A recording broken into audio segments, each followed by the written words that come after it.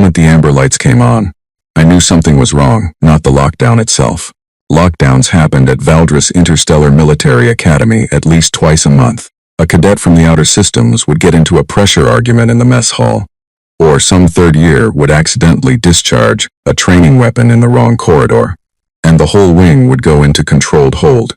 It was routine, bureaucratic even. Most cadets treated it like an extended break, a reason to sit on their bunks and complain about the food. But this one was different. I could feel it before I understood why. I was in Training Bay 7, Sublevel 3, deep in the Academy's underbelly where the gravity simulators ran all night on low power and the walls hummed with the kind of mechanical breathing that told you the building was alive and completely indifferent to you. I had been down there for 2 hours already. My bunk was on level 4, in the human quarter, which everyone called the fishbowl because the corridors were narrower and the ceilings were slightly lower. And we were always being watched with curiosity. We had long stopped finding flattering. I had left after dinner with a single towel, my practice kit, and the honest admission to myself that if I did not get in 2 more hours of flight response simulation before the Week 3 assessment, I was going to fail it. I was the only human in Sector 9 that night, probably the only human within 3 floors in any direction. My name is Yara Osei. I am 22 years old, 168 centimeters tall, and at the time of this story I weighed 61 kilograms, most of which was concentrated in stubbornness. I am third-generation Speyside. My grandmother was born in Accra and died somewhere in the asteroid belt between Jupiter and Mars, doing survey work for a mining consortium that no longer exists. My father builds water recycling systems for colony ships. My mother was a field medic with the early human diplomatic corps, which means she spent the first 14 years of my life in rooms where she was almost always the smallest person present and almost always the most dangerous. I grew up watching her move through those rooms. I learned a lot from watching her. There were 57 human cadets at Valdris. In a student body of 11,000, we were a statistical rounding error. Most of the other species had centuries of space travel behind them. The Keth had been operating interstellar academies when humans were still debating whether the Earth was round. The Favari had diplomatic treaties with 40 civilizations before we discovered fire. We were the new ones, the loud ones, the strange ones who cried at things that did not warrant tears and laughed at things that were not supposed to be funny, and formed emotional attachments to pieces of machinery with baffling speed and consistency. We were also, in the quiet opinion of most of the faculty, somewhat difficult to predict. They did not mean it as a compliment. I was running a Sector 4 pressure drill on the gravity simulator when the amber lights pulsed. The room's automated announcement system spoke in standard Galactic Common, then in the 3 secondary languages of whichever species had the most cadets in that wing on that day. It told me there was a contained incident in the east section of Level 6. It told me to remain in place and wait for the all-clear. It told me with the polite indifference of a system that had delivered this message 10,000 times, that security personnel were managing the situation, and I should not be alarmed. I stopped the simulator. I stood in the sudden quiet and listened to the hum of the building around me. The training bay was a long rectangular room, the kind of space that felt even larger when you were the only one in it. The gravity plates covered the entire floor in a grid pattern. The walls were brushed composite, the color of old ice, and they did not echo the way human walls did. Sounds disappeared into them. The lighting was set to 60%, which was the Academy's idea of dim, though to most of the species in residence it was simply nighttime casual. For me it was fine. Humans had been adapting to inadequate lighting since long before electricity was invented. We are good at finding shapes in the dark. I picked up my towel and walked slowly to the door panel and checked the corridor. Empty. The sub-level corridors were always quieter than the main floors.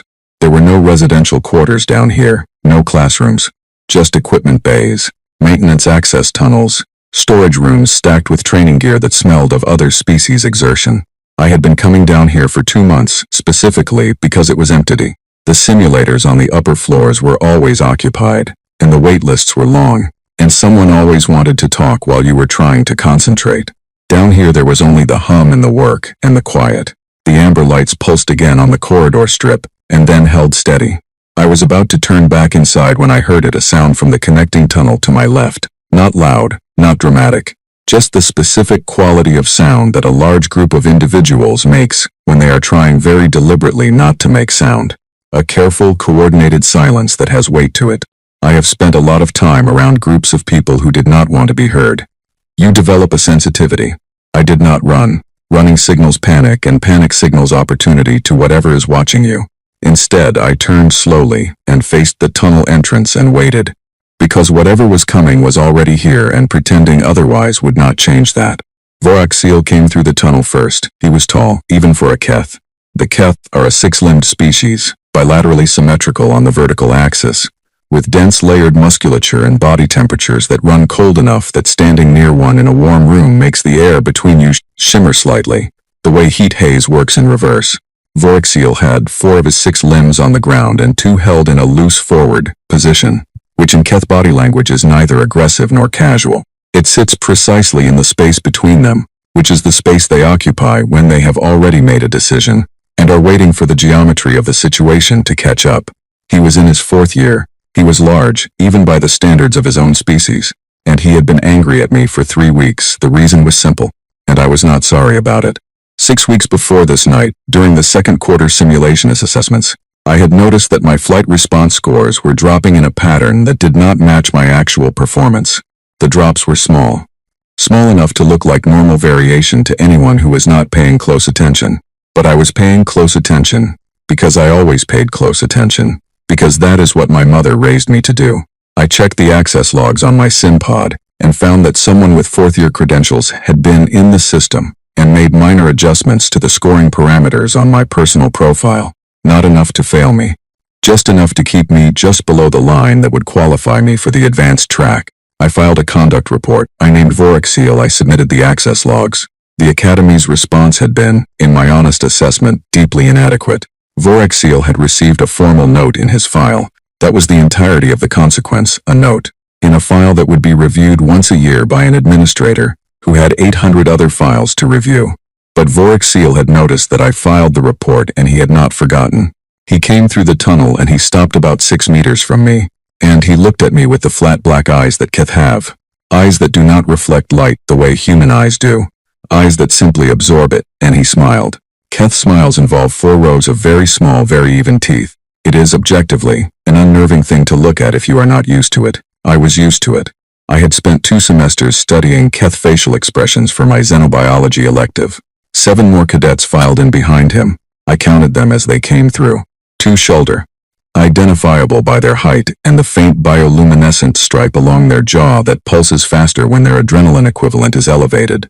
3 Aresi, shorter, darker-skinned, moving in the close cluster that Aresi maintain when they are preparing for confrontation. And 2 more I placed as a Drevathi and a Malern, both upper year, both with the body language of people who had agreed to something, and were now slightly less certain they should have. 8 in total, all upper year, all from species that had one thing in common, which was that none of them had filed anything in their file for doing something to a human cadet, because nothing in their file had ever been filed for that. Voraxil let the silence sit for a moment. He was enjoying it. I recognized the enjoyment because I had seen it before, on different faces, in different corridors. In the school I attended on Station 7 when I was 12, and there were 4 other kids, and they had decided that being new and small and strange was something that should be corrected through application of social pressure. I had not enjoyed it then either, but I had learned from it, which is more than they had. He said, in excellent Galactic common, that the lockdown had been very convenient, that the East Wing incident had given the Academy's security team something to focus on, that this particular sublevel, this particular corridor, was not on anyone's patrol route for the next several hours, that no one was going to come. Then he said that he thought it was time we had a direct conversation about what happened when a 3rd-year cadet, with no standing and no allies, decided to file conduct reports against people who had been at this institution 3 years longer than she had. He spoke for a while. He was good at speaking. The words were calm and precise, and carried the specific weight of someone who had rehearsed them. The 2 shoulders stood just behind and to either side of him. The Aresi trio had spread slightly to my right, which I noted. The Drevathi and Malern stayed near the tunnel entrance, which I also noted. I listened to him speak, and I looked at the room, and I thought about my mother, who had sat across tables from species that could have ended the conversation in a way that would not have been a conversation at all, and who had always come home. I thought about what she had told me the night before I left for Valdris. She had said, "There is no room you cannot survive." But surviving requires that you see the room, not just the people in it. The room is always on your side if you know how to ask it. I looked at the fire suppression pipe running along the ceiling to my left. I looked at the manual release valve on the far wall, the red-handled lever that every cadet was required to locate and memorize on their first day in any training bay. I looked at the blast door groove cut into the floor 6 meters ahead of me, a raised metal rail that the emergency door would slide into if the bay ever needed to be sealed. I looked at the floor panel near my left foot, the one with the slightly raised edge that I had tripped over on my very first visit to this bay, 2 months ago, the one that maintenance had logged as non-urgent and not yet fixed. I looked at all of it, I cataloged it, I filed it. Vorkseal finished speaking. The corridor was quiet. One of the shoulders said, in their own language, that I was not even scared, and the other shoulder made the low sound that their species uses for amusement. Vorkseal looked at me. The smile had not moved. Give it a moment, he said. I looked back at him, and I said nothing, and I was not afraid. And the amber lights pulsed again overhead, steady and slow, like a heartbeat that built to a building that did not care at all what happened to any of us down here. I had spent 2 months in this bay. I knew every centimeter of it. They had spent 10 minutes walking through a tunnel. I took a slow breath, the kind you take before a drill, the kind that tells your body we are doing this now, we are committed. There is no uncertainty left in the room. I shifted my weight slightly onto my back foot. I looked at Vorkseal's third limb on his left side, the one with the nerve cluster I had memorized from Chapter 14 of Advanced Gaith Physiology, and I made my decision. The moment had arrived, and, unlike the lockdown announcement, I was not going to wait for the all-clear. The first thing I did was not what any of them expected. They expected me to back up. It is the natural response when you are standing in front of 8 people who are larger than you and angrier than you, and who have clearly planned this moment with some care. The body wants to create distance. The body says move away, find a wall, find an exit, find anything that puts more space between you and the thing that is coming. My body said that too. I acknowledged it, and I set it aside the way my mother had taught me, the way she'd had taught me before I was old enough to understand fully what she was teaching. She had started when I was 8. Nothing formal, nothing that looked like training. Just small adjustments to how I moved through the world. She would put obstacles in the apartment and ask me to find 3 ways around them. She would change our route home from the market and tell me to identify every doorway we passed. She would sit across from me at dinner and ask me casually what I had noticed about the room today that was different from yesterday. She was not raising a soldier. She was raising someone who had figured out very early that the world was full of rooms where she would be the smallest, the newest, the most underestimated presence, and that the only reliable advantage in those rooms was knowing them better than anyone else. I stepped forward and to the left, not toward Vorkseal directly, not retreating, not hesitating. I moved on a diagonal that took me out of the center of his line of sight while keeping the bay's layout exactly where I needed it. Vorkseal's reaction time was not slow. Keth reaction time is actually quite good in direct forward movement. What they are less equipped for is rapid lateral tracking. Their forward-facing limb arrangement gives them excellent forward projection, but requires a longer physical adjustment to track something that moves at an angle. I had read about this. I had thought about it on the walk down here tonight. The same way I thought about a lot of things I had learned, running through them quietly while I walked, keeping the information alive and ready. He adjusted. He was fast enough, but the adjustment cost him half a second, and half a second was what I needed. His third limb on his left side extended slightly as he turned, which is what Keth do when they are reorienting their mass. The third limb is the anchor, is also directly at the inner joint where it meets the body, the location of a nerve cluster that processes temperature and pressure signals. In cold-blooded species, that cluster sits close to the surface because it needs to read the environment rapidly. In the Keth, it is positioned at a spot that, if you know exactly where it is and you strike it with something hard and focused, produces an immediate loss of motor signal to that limb for somewhere between 40 seconds and 2 minutes, depending on the individual. I drove my elbow into it with everything I had, not a wild swing, not a panicked hit. A precise, committed strike to a location I had memorized from a diagram in a textbook that most cadets took as an elective and most of them used to pass an exam and then never thought about again. I had thought about it again. I thought about a lot of things again.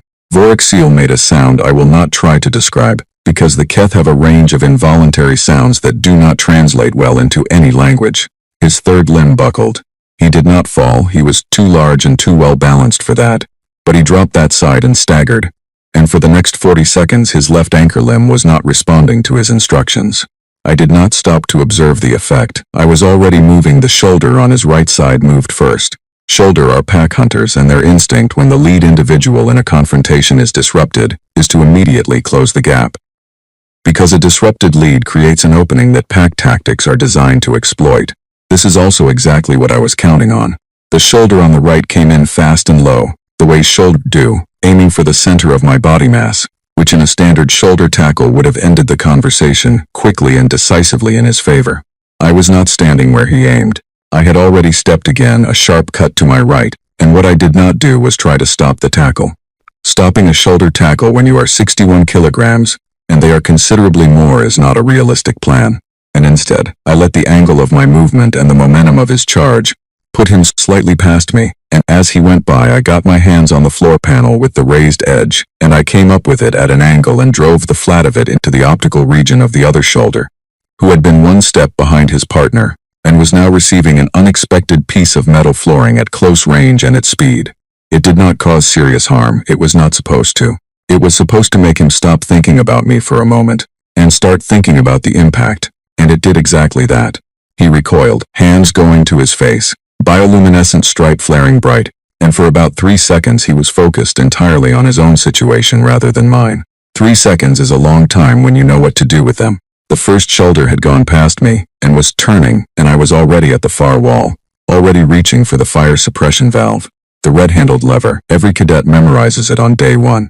Very few cadets spend time thinking about what it actually does, specifically what happens to the air and floor of a training bay when it releases, specifically how that outcome interacts with the physiology of the species currently present in the room. I had spent time thinking about it. The manual release floods the bay with pressurized water coolant. It is designed to suppress heat-based fires, which means the coolant is stored at approximately 2 degrees Celsius. The system releases it in a pressurized horizontal spray from the ceiling-level pipes, covering the entire floor area in roughly 4 seconds. It is extremely effective at suppressing fires. It is also extremely effective at producing a sudden, significant temperature drop in an enclosed space. 2 degrees Celsius for a human, unpleasant, cold, disorienting, the kind of shock that makes you gasp and catch your breath, but does not stop you from functioning. For Keth, who are cold-blooded and whose body temperature sits naturally below 10 degrees Celsius, 2 degrees is simply cool. Vorak Seal would feel it and be fine. For Aresi, it was a different situation entirely. The Aresi are a species I had been specifically interested in since the first week of semester, when I noticed that there were 3 of them in my xenobiology elective, and they all sat near the heat panels at the back of the room every single day, regardless of where the seat was in relation to the instructor. I had asked about it during a lab session, in the way you ask about things when you are curious, and not yet sure if the curiosity is important. The answer from my professor had been thorough and interesting. The Aresi have an organic toxin production gland, which is well known. What is less commonly discussed is that the gland is temperature dependent. Below a certain threshold, the gland contracts. When it contracts, the production cycle stops, and any active charge in the gland is neutralized.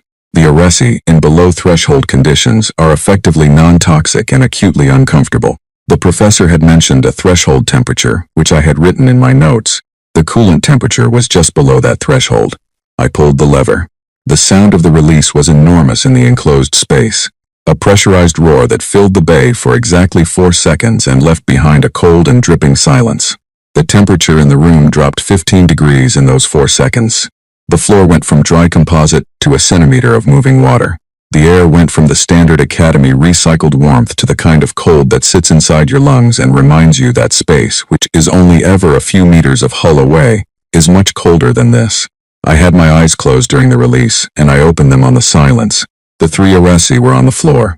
Not collapsed, not harmed, but down, all 3 of them folded inward in the way warm-requiring species fold when their thermal environment suddenly fails. Shoulders drawn up, limbs pulled close, bodies attempting to conserve the heat that the room had just taken. They were making sounds. The sounds were not related to threat. They were the sounds of pure discomfort, the reflexive protest of a body responding to conditions it was not built for. I had removed 3 combatants without touching them. Vorak Seal was still upright.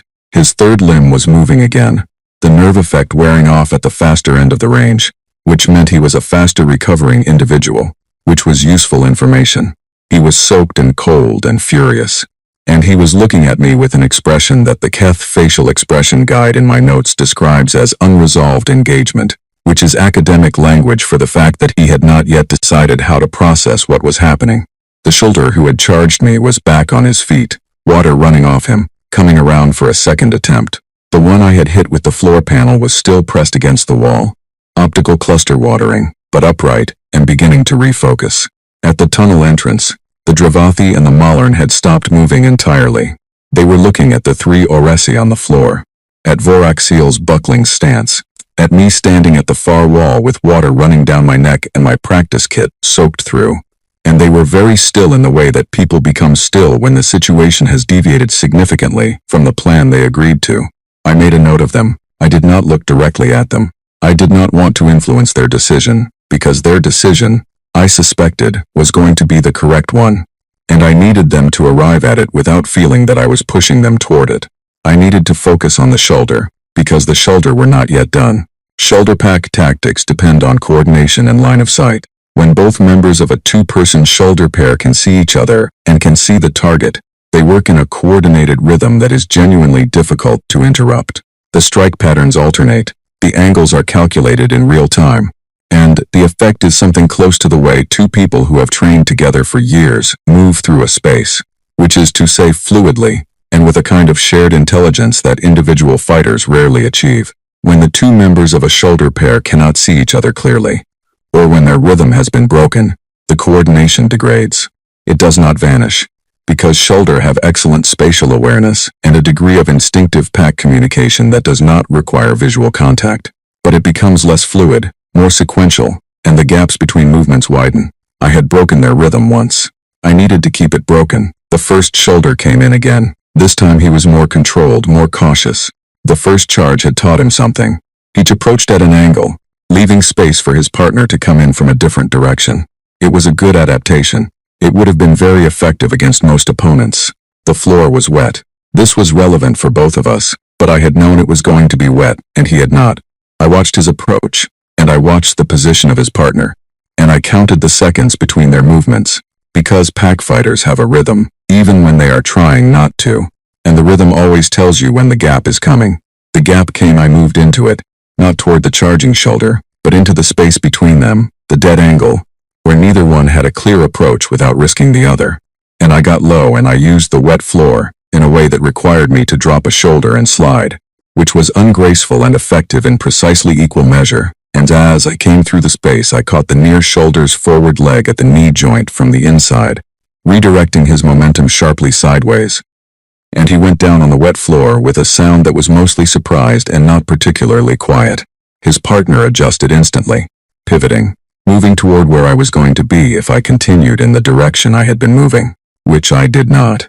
I used the slide's remaining momentum to bring me to a stop against the near wall, changed direction sharply, and came back across the bay at an angle that put the down shoulder between me and the standing one, which forced the standing one to go around, which gave me the seconds I needed. Voraxiel was coming now. His third limb was operational. He was fully upright, and he was moving with the deliberate, controlled advance of someone who has decided that the careful approach was the correct one, which meant he had been watching, which meant he had learned something, which meant he was more dangerous now than he had been at the start. He was also twice my mass, and the nerve strike worked once, and he knew to protect that limb now. I had about 2 seconds to make a decision. I looked at him. I looked at the blast door groove in the floor, the raised metal rail, dark and wet and catching the amber light in a thin, bright line. I knew what I was going to do, and I did not like it, because it was going to hurt, and I was going to have to not react to the hurting. And that is always the hardest part, not the hurt itself, but the discipline to keep moving inside it. I stayed exactly where I was and I let him come. This requires explanation.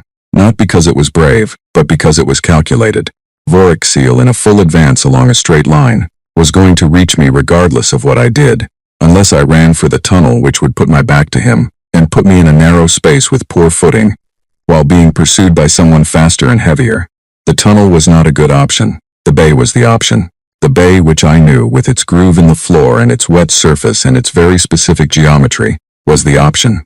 I let him come and I braced. I took the impact of his lead limbs on my upper body, which was precisely as unpleasant as I expected. And I did not let it move me the way he wanted it to move me.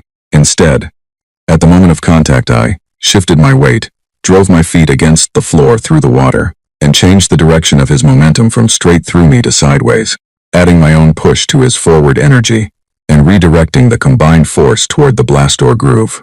His lower jaw plate, which on Keth is a prominent and rigid structure that runs along the front lower section of the face and serves several important biological functions, including as a resonating chamber for communication, connected with the raised metal rail with significant force. He went down not gracefully, loudly, wetly, completely. The sound he made was involuntary, and the silence after it was the loudest silence I had heard in a very long time. I stood in the middle of the flooded training bay, breathing in sharp pulls, ribs telling me in clear and specific terms that something in there was not happy, water dripping from every part of me, and I looked at the room. 3 Oresi on the floor, conserving heat, no longer a factor in any practical sense. Vorak seal down, jaw plate cracked, very still but breathing. One shoulder on the floor at the far wall, just beginning to push himself upright. One shoulder standing very still about 4 meters from me. At the tunnel entrance, the Dravathi and the Maulern were no longer there. I had not seen them leave. I had not heard them leave over the noise of the confrontation. But the tunnel entrance was empty, which meant they had made their decision.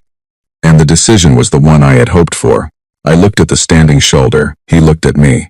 His bioluminescent stripe was pulsing very fast, which in shoulder physiology indicates elevated stress response. He was breathing hard. He was looking at the Oresi, at Vorak's seal, at his partner on the floor, and then back at me. I said nothing. I simply waited. His partner reached the wall and used it to get upright. The two shoulder looked at each other with the rapid, small eye movements that serve as their close-range communication. It lasted about 4 seconds. Then the one who had been standing helped the other toward the tunnel entrance. And they went through without a word. That left Vorak seal he was on his feet again. I had not seen him get up, which told me I needed to be more careful about tracking him specifically.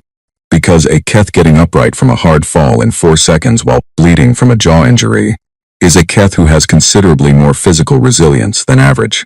He was standing at an angle. His jaw plate was cracked through the lower throat section, leaking the deep teal color that is a Keth's version of what blood does when it has nowhere else to go. He was not charging. He was looking at me with those flat, light-absorbing eyes, and for the first time since he had walked through that tunnel, the smile was completely gone. "You're one cadet," he said. His voice was different, flatter. The performance had left it entirely. "Yes," I said. "And you had 8. He stood there for a moment longer. I do not know what he was thinking. I am not certain the thought process was something that translated into anything I would have recognized. Then he turned and walked carefully toward the tunnel, and he went through it, and I was alone in the flooded training bay with 3 Oresi who were beginning very slowly to recover their composure, and the sound of water draining into the floor grates, and the steady amber pulse of the lockdown lights overhead. I stood there and I breathed. My ribs were injured. My forearms, where the coolant had hit the skin directly, were beginning to ache with the particular burning cold that is its own category of unpleasant. My lip was split somewhere in the contact with Vorkaseal's advance, and I could taste the metallic warmth of it. But I was standing. I was standing in a room that 8 people had walked into, intending to leave me incapable of filing any more reports about anything, and I was the only one standing in it now, and the amber lights were still going. And somewhere in the East Wing the security team was managing a contained incident that had nothing to do with this room, and no one was coming. They had been right about that. No one had come. They had just been wrong about what it would mean. I picked up my practice kit from the floor, where the coolant flood had knocked it off the equipment bench. I wrung out my towel. I looked at the 3 Oresi who were pulling themselves upright now, thermal comfort returning slowly, looking at me with expressions I did not have a reference for. I nodded at them, not an apology, just an acknowledgement. They had been part of something that had gone wrong, and they were going to have to carry that, and the least I could do was look at them honestly. Then I walked to the doorway, and I stopped. I went back to the wall. I found the fire suppression valve and I turned it to the closed position, shutting off the remaining trickle from the pipes overhead. I had turned it on. I would turn it off, then I walked out. The medical bay was on level 2, which meant taking the central lift from sub-level 3, which meant standing in a metal box that smelled of recycled air while water ran off every piece of clothing I had and pooled quietly on the floor. The lift operated without comment, which is one of the better qualities of automated systems.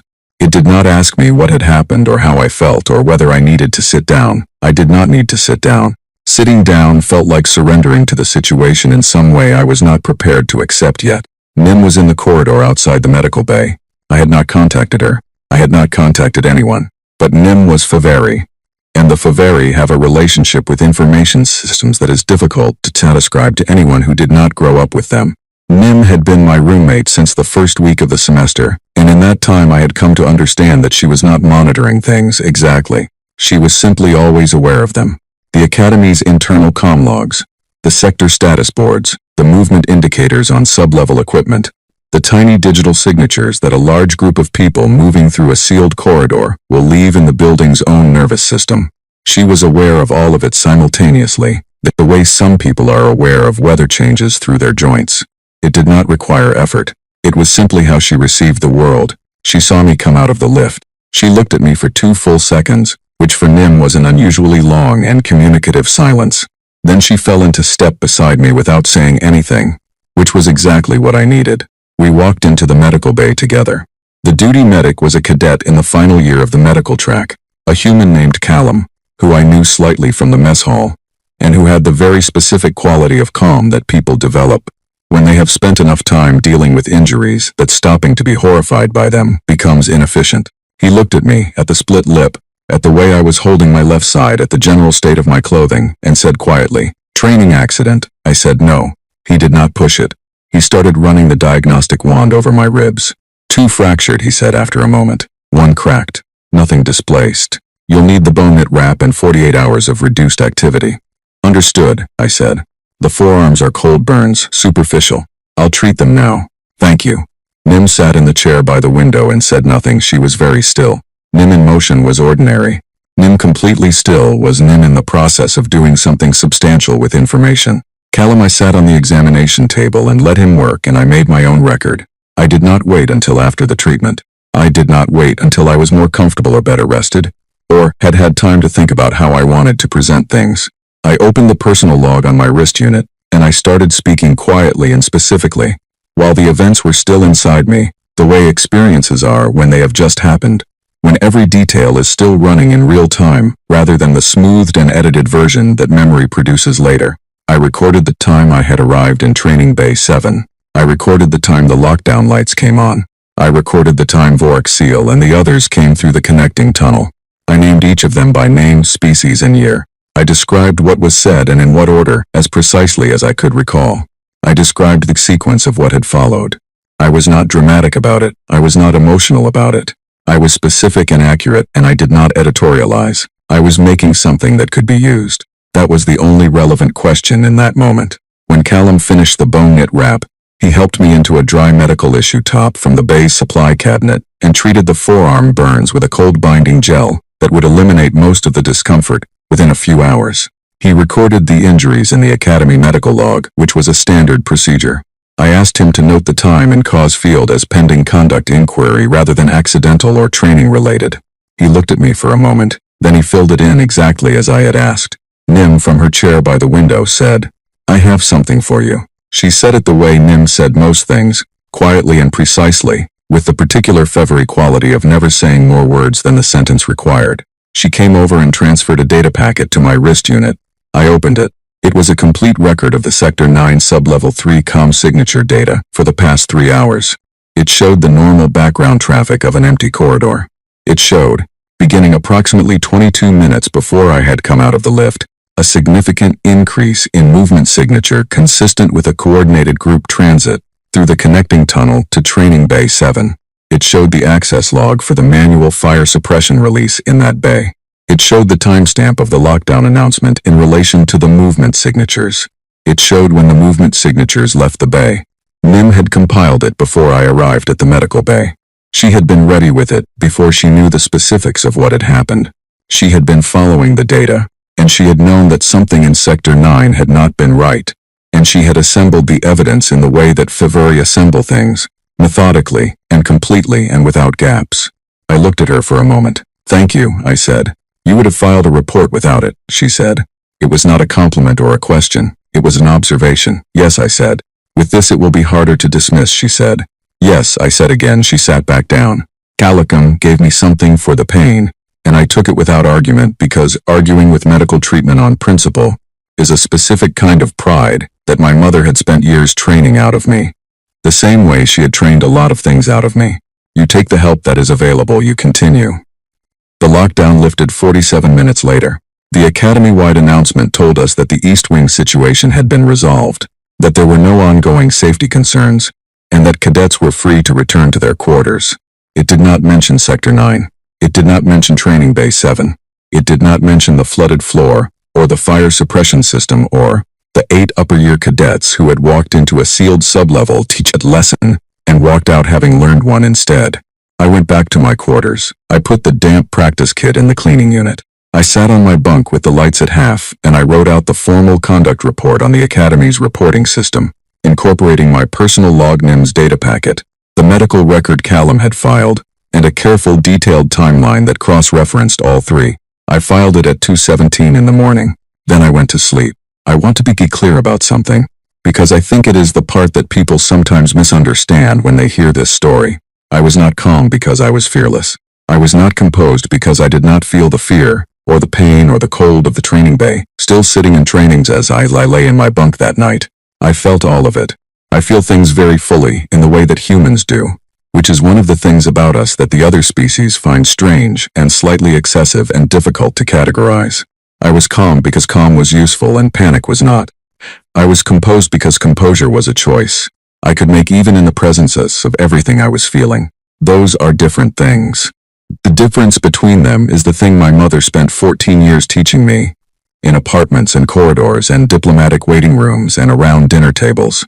You can feel something entirely and still choose what you do next. That is not the absence of feeling. It is just what you do with it. The formal inquiry opened the following morning. I was summoned to Commandant Rass's office at 9 o'clock.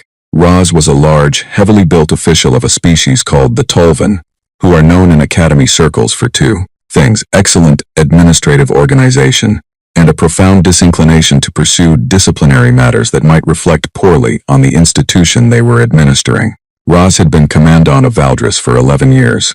In that time, the Academy's formal conduct resolution rate had improved by 32%, which sounds impressive until you understand that the improvement was achieved primarily through reclassification of incidents as administrative matters rather than conduct violations, which meant they were handled internally and quietly, and did not appear in the official numbers that the Interstellar Educational Review Board used to assess institutions.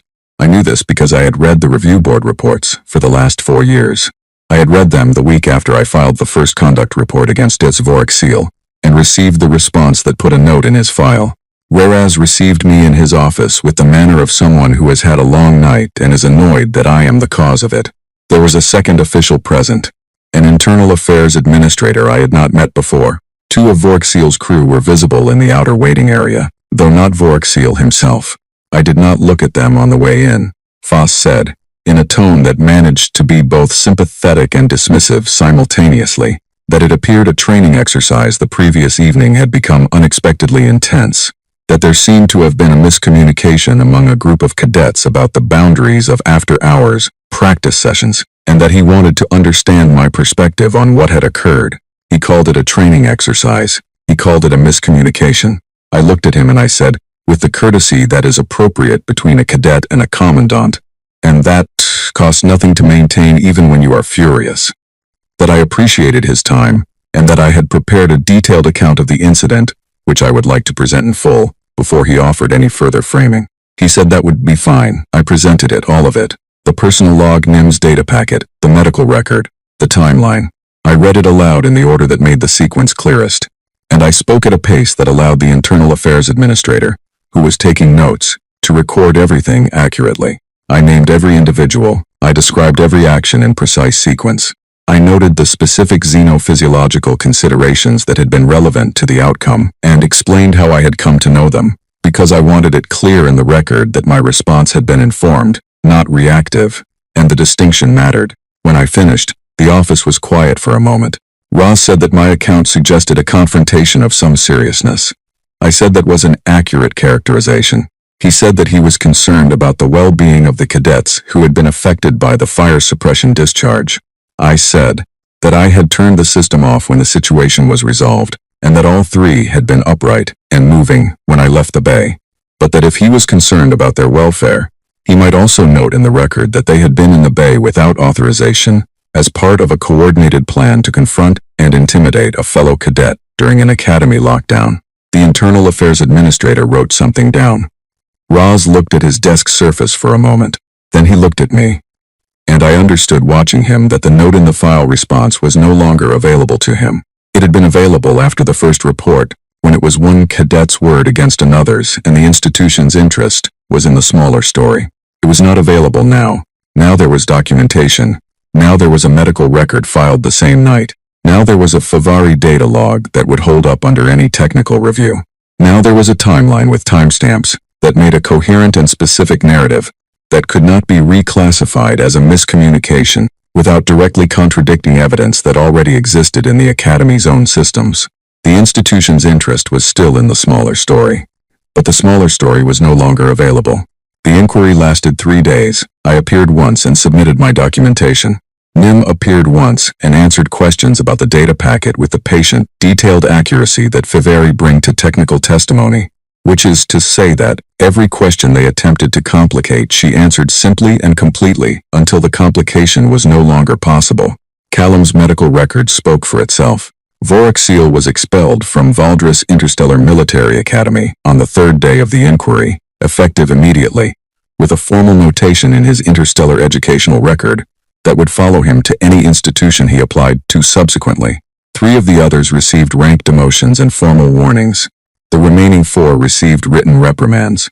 The Drevathi and the Mahlern, who had left the bay before the confrontation concluded, received lesser sanctions that I was not fully informed of, though I was told they were not insignificant. Commandant Roz was not sanctioned. Commandant Roz was, within 2 weeks, quietly reassigned to an administrative posting on a data relay station in the outer reaches of the system, which is the institutional equivalent of a very long time out. His replacement was a Vethori named Commandant Sarath, who had a reputation for running academies where the conduct reporting system was used for its intended purpose. The story moved through the academy the way things move through closed communities, which is to say fast and with elaboration. By the end of the week it had accreted details that had not been part of the actual events, as stories do. I had, depending on who was telling it, defeated 8 to 12 individuals using anywhere between 3 and 7 different improvised systems. The fire suppression element was always present in every version. The floor panel sometimes became a piece of heavy equipment. The blast door groove sometimes became a wall. I corrected the versions I encountered directly. The accurate version was interesting enough that it did not need improvement. What changed after that week was harder to articulate but more significant than any of the specific outcomes of the inquiry. Other cadets began to come to me. Not just humans, though there were humans. Cadets from species that were underrepresented at the academy, or newly arrived, or in situations where the institution's interest and their own interest were not aligned, and they did not know how to navigate that gap. They came quietly, usually individually, usually with small things at first. I listened. I helped them understand the documentation process. I helped them understand their rights under the Academy's own charter. I explained, as many times as it took, that a conduct report properly filed with proper supporting evidence was not something an institution could easily reclassify as a miscommunication. I am not describing this to suggest that I fixed anything large or structural. I did not. The Academy had been operating in a particular way for a long time, and one inquiry does not restructure an institution. But small things matter. A cadet who knows how to document an incident is different from a cadet who does not. A record that exists cannot be unmade. Evidence that is created in the moment, before anyone has had time to decide on a preferred version, is a different thing from a memory argued about later. These are things my mother knew. They are things she passed to me the same way she passed everything useful. Not as lessons with formal structure, but as ways of moving through the world that I absorbed. Through years of watching her move through it, I finished the semester with the highest flight response simulation scores in my cohort. The advanced track accepted me in the 3rd week of the following term. Callum's bone knit treatment worked efficiently, and the ribs gave me no further trouble. Nim and I remained roommates for the rest of our time at Valdris. She continued to be aware of things simultaneously in the way she always was. and I continued to find it one of the most useful qualities in anyone I had ever known. The training bay 7th floor panel was repaired by maintenance 3 weeks after the incident. I noted the repair with something close to fondness, the way you feel about something that served exactly the purpose it was needed for and can now be allowed to retire. The amber lockdown lights in the sublevels still look the same as they did that night. I see them occasionally when I am down there after hours running drills on the simulators in the quiet, the way I always have. They do not bother me. I would not say I am fearless. I would say I am something more useful than that. I am someone who has thought, carefully and in advance, about the rooms I am likely to be in, and what those rooms contain, and what the various outcomes of the various situations look like, and what resources exist in each of those outcomes. I am someone who understands that in any room where you are the smallest, the newest, the most underestimated presence, the room itself is the resource that does not know it has taken a side. The galaxy has been meeting humans for about 60 years. 60 years is not a long time in galactic terms. A great many species have not yet formed a complete picture of what we are. They see the size, the relative fragility, the emotional expressiveness, the strange and disproportionate attachments we form.